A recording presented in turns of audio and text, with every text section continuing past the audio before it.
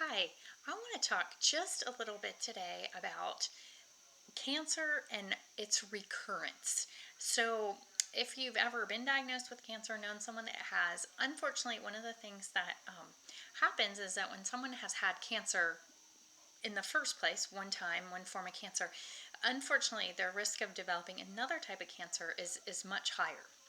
And in my opinion, the reason that happens, the connection there, is that even though they might have treated the cancer, they cut out a tumor or performed some kind of radiation or chemotherapy or something like that that addressed the tumor or the obvious sign of cancer, they didn't do anything that addressed the environment or the terrain. So the reason that they were able to create cancerous overgrowth in their body in the first place was never really addressed. So I think that's why people go on to develop another form later down the road. And the more that I study and learn, the more I'm appreciating cancer as a metabolic, from a metabolic perspective, meaning that people who are metabolically more healthy, aka have better blood sugar handling, um, do much better just in all areas of their life, and cancer is no exception. And so you may have known someone who had cancer and their cancer was growing like crazy, and at the same time they were shriveling up and shrinking, and they couldn't keep on any weight and things like that. And the reason that happens is, in a completely oversimplified way, is that we if we're not metabolically healthy, cancer is cancer cells, they're faster, and they just do everything. They uptake sugar faster. So if you have a high carbohydrate or a high sugar diet, cancer cells gobble up that sugar before any of your healthy cells get fed. So you have this issue where someone is, they have cancer and they're feeding that, but at the same time their body's wasting away because they're not getting the nutrition they need.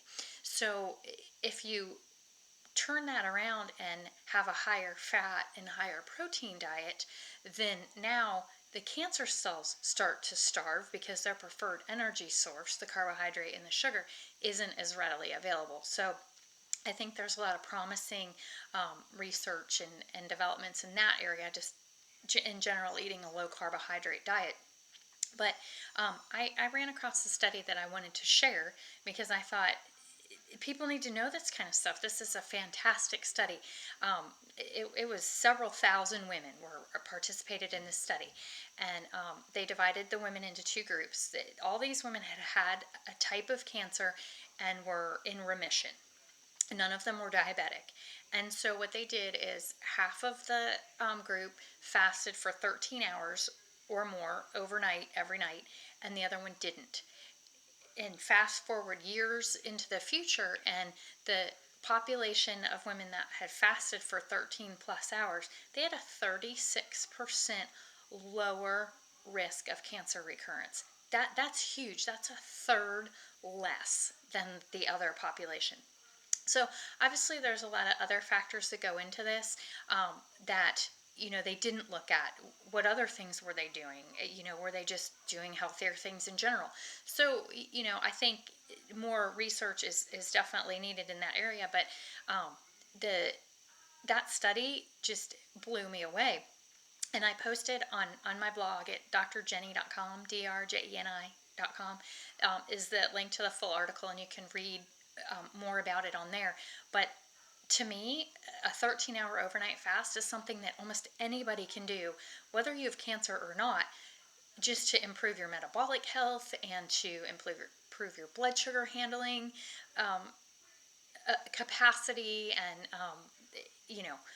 obviously there are certain people that shouldn't fast like that. That would be people that are adrenally very compromised, just really stressed out. And I work with that population of people too, so we don't jump into fasting right away. So if that's you, maybe put that on hold for a little bit and focus on getting your stress handling system dialed in. But pregnant women, nursing women, young children, those are populations that probably shouldn't fast. But for the most part, I thought that was something that we could all be starting to incorporate into our lives, and just something, you know, that that's easy to do. It doesn't cost you anything. In fact, it saves you money if you don't eat as much. Um, and then, whether or not you've been diagnosed with cancer, or you just don't ever want that to be a diagnosis you have, I think that's a good thing to start considering. So, hope you found this helpful. Thanks for listening. Have a great day.